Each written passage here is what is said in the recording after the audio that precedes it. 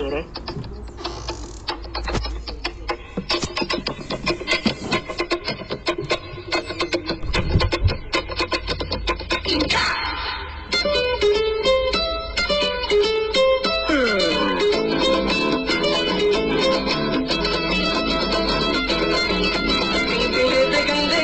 Y invitamos del otro lado del teléfono al profesor Diego García y en su micro de danzas de aquí de La Canción Quiere. Bienvenido, Diego, ¿cómo estás? Tanto tiempo sin hablar con vos. Hola Diego, ¿cómo estás? Bien. Gusto, sinceramente. Saludo a vos, a la audiencia. Uh-huh. Bueno, siempre un gusto realmente conversar con ustedes, con todo este espacio que generan de gente que nos encontramos en temas y preguntas sobre la cultura, ¿no? Uh-huh. Bueno, y hablando, hoy es un día muy particular porque es el Día Internacional y también el Día Nacional del Folclore, y me parece que eras la persona indicada como para poder hablar un poco de esto, y que bueno, ahí había algunos debates en las redes que se generaron entre algunos colegas de esto, que la palabra folclore no proviene de ninguna lengua nativa, sino que proviene del inglés. Y bueno, de ahí se desataron algunos conflictos con eso. Algunos conflictos, bueno, mirá, Diego, yo estoy, vos ya sabés, y los amigos saben que estoy al margen de eso, de debate, porque no ando por las redes, pero bueno, mejor así lo conversamos en otro lugar. Pero vos fijate que a partir de lo que vos me decís, voy a empezar por otro lugar, porque me está dando tiempo. La palabra fútbol también es una palabra inglesa, sin embargo está represente en la cultura popular. Yo creo que la cuestión, tiene distintas direcciones. A mí me interesaba, por ejemplo, hoy hablar sobre este tema de la conmemoración del folclore, porque de alguna manera, como lo hemos hablado en otros micros, está muy vinculado a la danza. Generalmente se habla de folclore y de danza como sinónimos. Entonces, por ahí una línea es historiar la palabra, ¿no? Que es, y de preguntarnos por qué se conmemora hoy, como decir que bueno, tiene que ver con el día en que sale por primera vez publicada en un medio escrito la palabra, y es precisamente en una revista londinense, porque su creador es un inglés, lo que en esos tiempos se llamaban los anticuarios o los recolectores de antigüedades, de reliquias. En realidad era un movimiento romántico que ya venía iniciado desde Alemania, y donde lo que se rescataban también eran muy fuerte en el rescate de la literatura oral, ¿no? De los cuentos, de los relatos que no estaban escritos en ningún lugar y que salieron así con un apuro como a recopilar y a escribir, ¿no? Estamos hablando en el año, la primera vez que aparece esta palabra escrita es en el año 1848, pero por supuesto que esta preocupación está antes de esa fecha, y es muy contemporáneo también de la aparición de la antropología como ciencia, y que son todos espacios de investigación y de conocimiento, clarísimamente lo tenemos que decir, con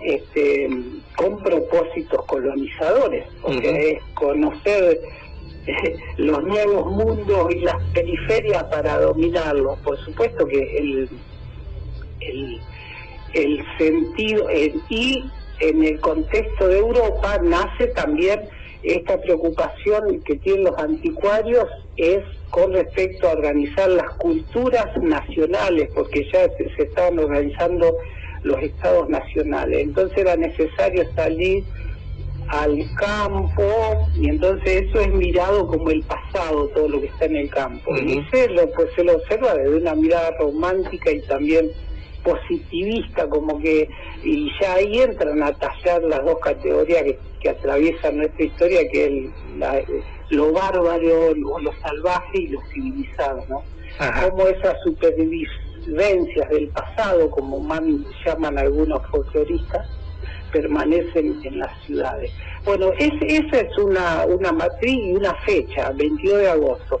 Después, da la coincidencia que tenemos uno de los primeros etnógrafos en Argentina que trabaja sobre investigaciones folclóricas, que es Ambrosetti, y que da la casualidad que este muchacho nace ese día, el 22 de agosto. Entonces, como que después, sobre la organización nacional, se menciona ese día, además de ser el Día Internacional del Folclore, ahora vamos a ver cómo se llega a ese día, también del folclore argentino, se lo asocia al nacimiento que en términos actuales hay que hacer una mirada muy crítica sobre la escritura de Ambrosetti, ¿no? Porque es el que difunde el concepto de superstición, por ejemplo, ¿no? Que nombra supersticiones a los espacios sagrados de las cosmovisiones originarias. Pero bueno, entonces esa palabra folclore que aparece de la revista El Ateneo o de Ateneum, no sé bien cómo se pronuncia, y a pocos años, a pocos años de aparecer esa palabra, en el año 1878 se crea también en Inglaterra la fundación de la Sociedad del Folclore, como la primera sociedad folclórica con propósito científico, ¿no? Y bueno, eso se llega a esta parte del mundo siempre, ¿no? Con unos años después, esas categorías. Aquí el primero que empieza a escribir sobre folclore en lo que hoy es Argentina es Lafone Quevedo. En los años 1883, 1885 empieza a hacer sus primeras notas en el diario La Nación, del diario de Mitre, y que después termina en una escritura de él que se llama Londres y Catamarca, ¿no? Para dar una idea. Pero cuando aparece esta idea de que esa palabra, por supuesto, los científicos y los difusores y los cultores y los que se preocupan por la memoria de los pueblos prueban distintos nombres, ¿no? Demopsicología, muchos nombres muchas palabras en alemán, y finalmente la más sonora y la que se impone es folclore, la palabra inglesa. Claro, porque también en un momento también se decía folclore. Folclore, claro, porque quienes la pronuncian en inglés, viste que en inglés la E no se pronuncia. Claro. Entonces es folclore como la palabra dicha en inglés. Y bueno, la Real Academia también la aceptó desde hace bastante años con la letra C solamente, folclore escrita en castellano, sacándole la K. Es cuando el diccionario castellano, bueno, la castellaniza la palabra, por eso muchos usamos la palabra folclore con C, pero igual se entiende, no es tanto, ahí lo que estamos haciendo es historiar palabras. Claro, pero lo más profundo es los contenidos, las batallas simbólicas que se dan dentro de ese concepto, ¿no? Y bueno, yo estoy escuchando las músicas que están pasando hoy, ustedes dejan a la vista eso, ¿no? Lo necesario de actualizar en la contemporaneidad que vivimos ese concepto. Pero bueno, entonces sucede que en el año 1960, hace 60 años diríamos, se hace en la ciudad de Buenos Aires el primer congreso del folclore en Argentina, y lo coordina el señor Cortázar, Raúl Augusto Cortázar, que era uno de los que habían hecho las primeras que había publicado investigaciones de folclore. Y ahí ese año de 1960 acuden 30 representantes de 30 países. Es un congreso internacional de folclore. Y acuerdan, consensúan de tomar esa fecha del 22 de agosto como el Día Internacional del Folclore. O sea que todos los países que ahí asistieron toman esa fecha para conmemorar los folclores del mundo, ¿no? Ajá. Y bueno, y ahí es un poco, y después, por supuesto, esto está avalado también por la ONU, por la Organización de las Naciones Unidas, en su trabajo sobre la educación y la cultura de los pueblos. O sea que con todo ese aval queda instaurado este día como el Día Internacional del Folclore. El tema siempre sigue siendo qué construcción de sentidos hacemos en las conmemoraciones, ¿no? Claro. Y qué contenido ponemos dentro del folclore. Por eso me interesó asociarlo a la danza, porque más de una vez la danza es tomada como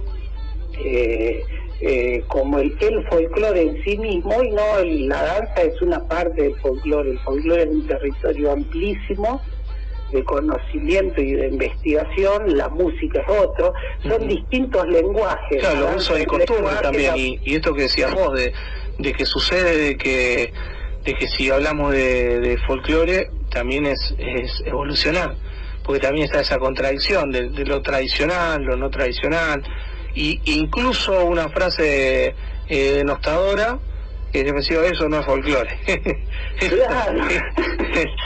Claro, porque digamos ahí donde empiezan las batallas simbólicas dentro de los conceptos, y por supuesto que tiene que ver con los gobiernos, tiene que ver con los programas educativos culturales de los gobiernos, ¿no? De los distintos momentos de un país, ¿no? Y nosotros eso lo tenemos clarísimo, podemos hacer un rastreo claro de cómo hay un momento que son los ingenios azucareros tucumanos los que bancan las investigaciones folclóricas para que se difunde así como una imagen romántica, ¿no?, de los cañeros tucumanos, cuando en realidad lo que está sucediendo es una gran explotación del pueblo. Claro. Y como que se contradice, pero por otro lado el folclore sigue siendo ese viento popular, ¿no? A mí me gusta pensarlo como un remolino que pasa, que nos trae memorias y que se lleva nuestras memorias para compartir con los que vienen. O sea, en realidad es una cultura muy corporal, así que no está mal que esté asociado a la danza, porque son saberes que aparecen del hacer, de la acción, entonces muy corporal, muy de la oralidad. Pero claro, cuando eso va a parar a un programa político educativo, a un programa político cultural determinado, ahí está, qué se deja dentro, qué se queda afuera, el famoso discusión de qué es un currículum, de qué es lo curricular, qué queda adentro, qué queda afuera, qué hacemos desaparecer, ¿no? Una palabra tan fuerte para nuestra cultura y para que vivimos, para estos días que estamos viviendo, ¿no? Sí. Que queda desaparecido, que aparece, que aparece dentro de ese campo simbólico, ¿no? Sabemos, lo hemos hablado muchas veces, Diego, que se ha pretendido hacer desaparecer toda la memoria afro y originaria en la construcción de ese folclore. Por supuesto, las generaciones lo vuelven a decir, a insistir y a hacerlo aparecer. Claro.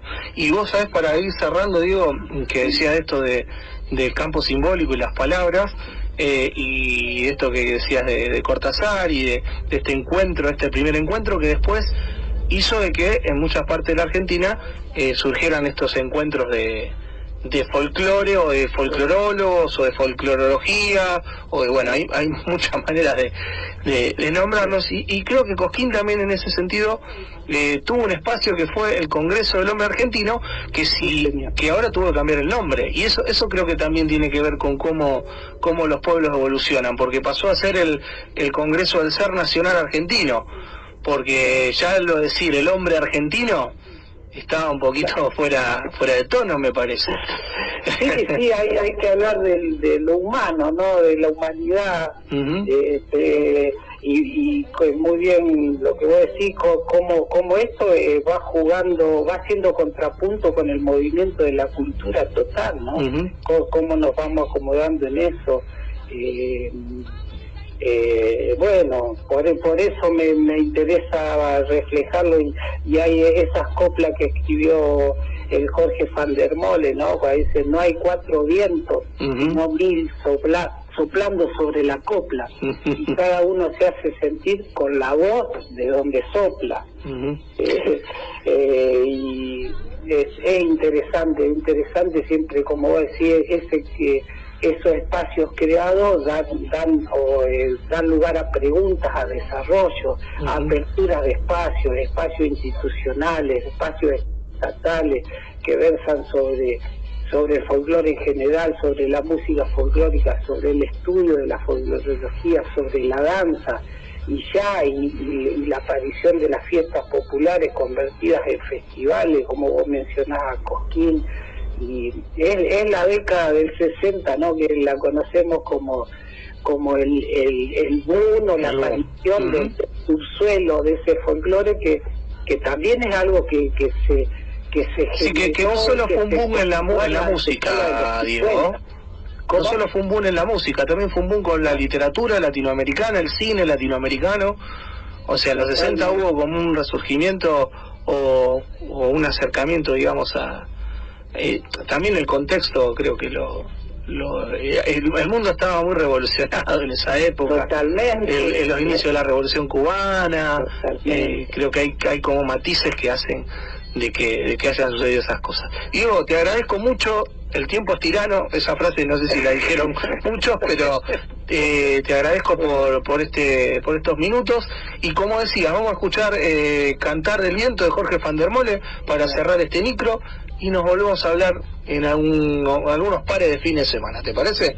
Bueno, cómo no, Diego. Abrazo ancho para todos, para vos y toda la gente. Un abrazo ancho e inconmensurable, Diego. Un abrazo, gracias. Escuchábamos a Diego García haciendo un profundo análisis sobre este concepto de folclore y, digamos, cómo a lo largo de la historia ha ido evolucionando, ha ido cambiando esta terminología, y también qué es el folclore, qué significa para todos nosotros y nosotras. Vamos a escuchar Cantar del Viento de Jorge van der Molen y ya volvemos después con más de La Canción Quiere.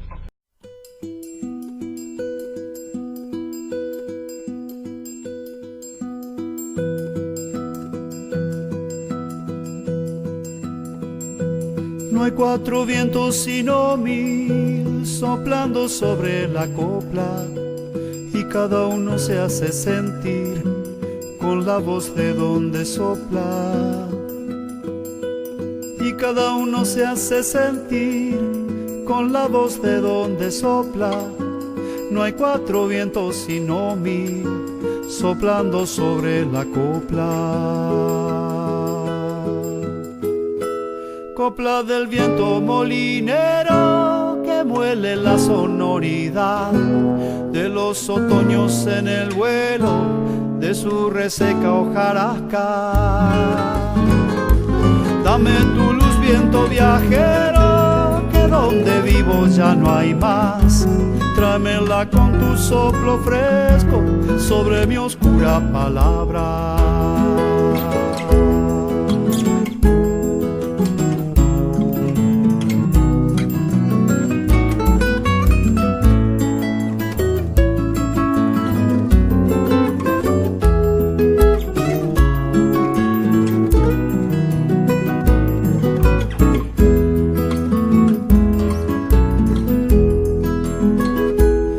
Cuatro vientos sino 1000 soplando sobre la copla, y cada uno se hace sentir con la voz de donde sopla.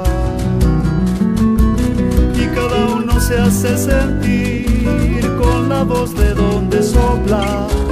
No hay cuatro vientos sino 1000 soplando sobre la copla.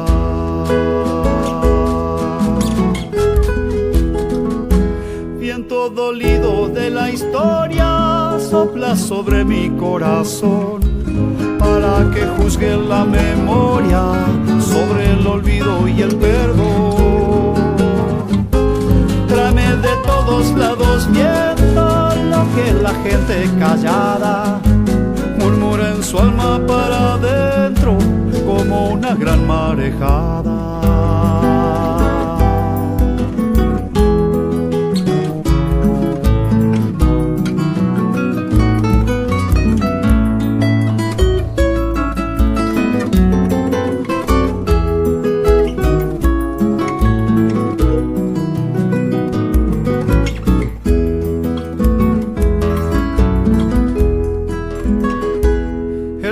Siempre se encarga de terminar lo que empieza, lo que se enciende lo abraza, lo que se apaga lo vuela.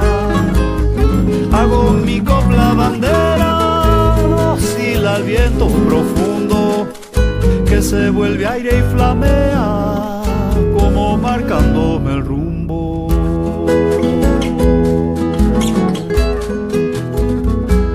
No hay cuatro vientos sino 1000 soplando sobre la copla y cada uno se hace sentir con la voz de donde sopla.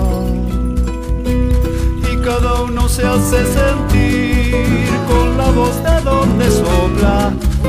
No hay cuatro vientos sino 1000 soplando sobre la copla.